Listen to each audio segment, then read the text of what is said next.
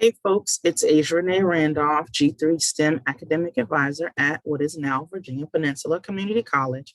And I say now because I know some people don't know. And you'll see in my presentation, I have like old links and new links. And I've been told that sometimes the new link is kind of weird, right? And so I wanted to give you the old link so that you know that that is still an active link. The new link is kind of weird sometimes. So just in case it's weird, right? Whenever you watch this video, then you'll know. What I'm going to do is I'm going to go through steps, and it's 3 steps, 3 simple steps to help you graduate this semester. And you're probably thinking, oh my goodness, that's so cool. I mean, graduate-ish, right? Kind of. I tell you, it's things that you probably already know how to do.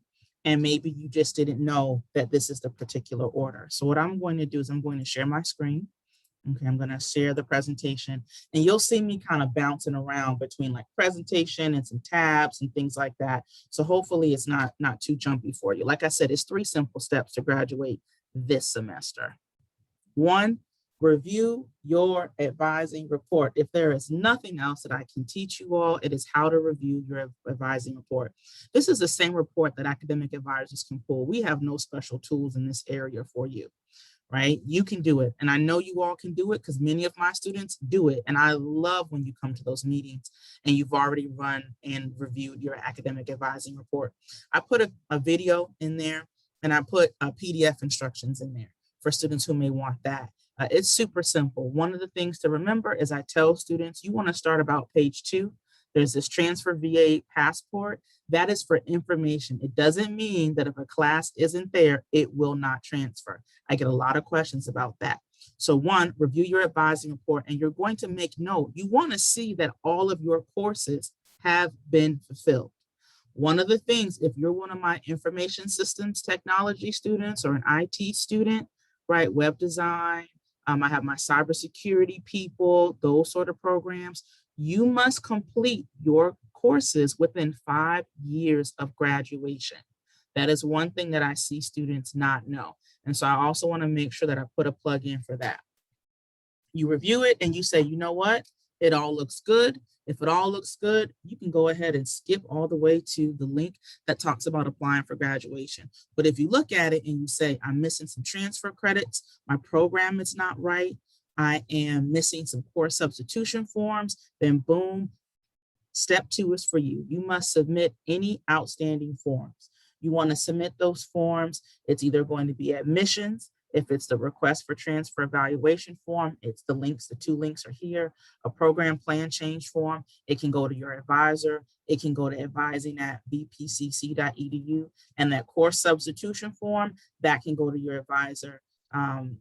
Unless you want to submit it straight to the division, but what's going to happen is they're going to tell you to submit it to your academic advisor for review.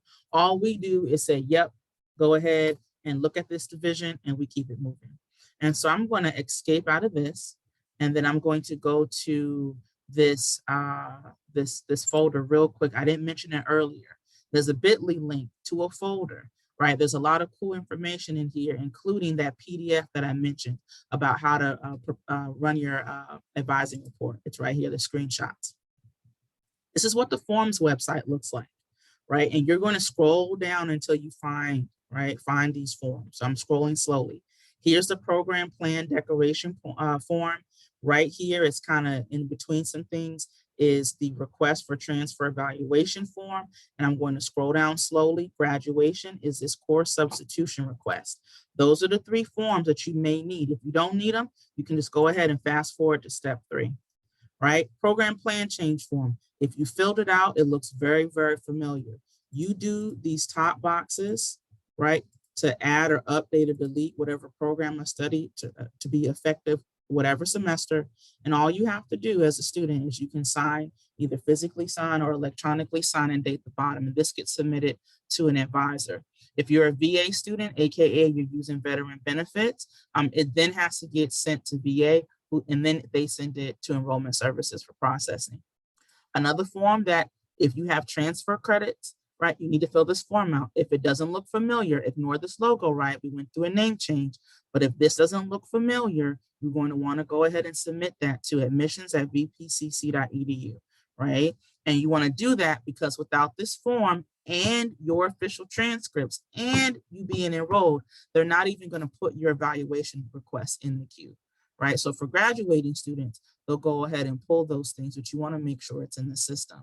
Last but not least, I see a lot of students who haven't submitted their course substitution request forms. We don't submit this on your behalf because we need you to sign this, right? And so I made another video on how to fill this out because I do see students not fill this out correctly, and that just delays the process. Like I said, it gets, we check this little box here, we sign it, and it gets sent to the academic division for processing. We as advisors don't do anything further with that. All right, so step 3, right? This is the next step. Apply for graduation by the deadline. The graduation application, it's an SIS, right? Under your MyVPCC. I put both the old link and the new link for it. Okay, and I'm going to go ahead and I'm going to share that part of the presentation with you. Now, some of you may have already seen this, right? So look at all these happy people in their cap and gown. Graduation application, you do it through SIS. So when you click the link, it's going to tell you, and it's giving you steps right here to actually apply for graduation.